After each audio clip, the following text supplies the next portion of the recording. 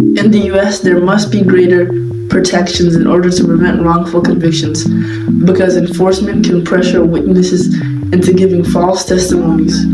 Courts might ignore critical evidence, especially for minority or vulnerable individuals, like those with disabilities.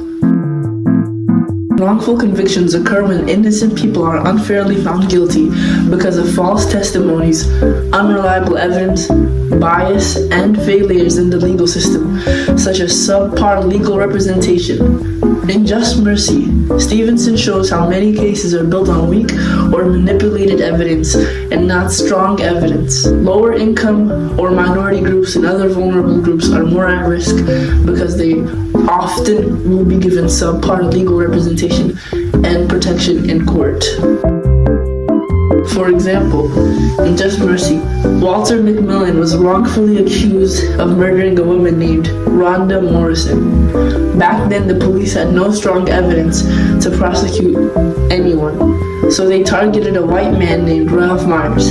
He was a convicted criminal, and the police threatened him with the death penalty unless he were to testify against Walter McMillian. And so Myers lied and testified against McMillian, later saying, according to Stevenson, page 63, realizing he could not escape the situation he created for himself, Myers told investigators he was ready to testify against McMillian. This is blatant wrongful conviction because Myers was coerced into lying to save himself.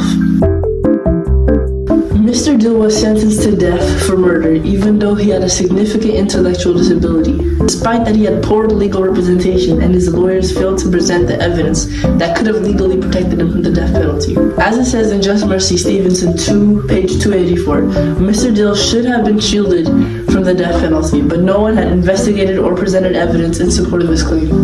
Mr. Dill's case shows wrongful conviction because the justice system and a lack of legal representation, leaving critical evidence that could have altered the outcome of his case ignored, thus failing to protect the vulnerable individual, leading to his unjust sentence. According to the Innocence Project 2023, in the US, 375 people have been exonerated by DNA evidence, proving them innocent, and many of these wrongful convictions occurred because of bias, unreliable testimonies, and lacking evidence. This supports a case like McMillian's because, similar to him, many innocent people get convicted because of police pressure, leading to unreliable testimonies and destroying years of their lives until they get proven innocent.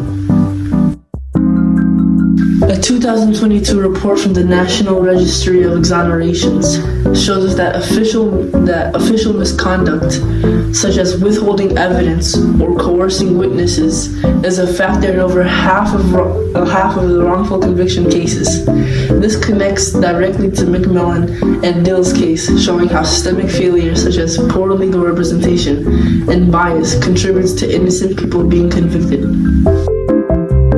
My call to action to reduce wrongful convictions would be to have a precedent where every case must have strong evidence against the defendant in order to convict them, and additionally must also prevent police corruption, such as coercive interrogation practices, to ensure that all defendants, especially vulnerable individuals, aren't falsely testified against in order to convict them.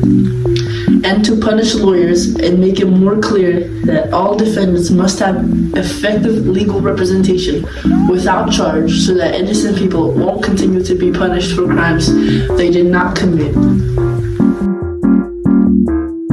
My work cited are DNA exonerations in the United States and the National Registry of Exonerations and Bryan Stevenson, Just Mercy.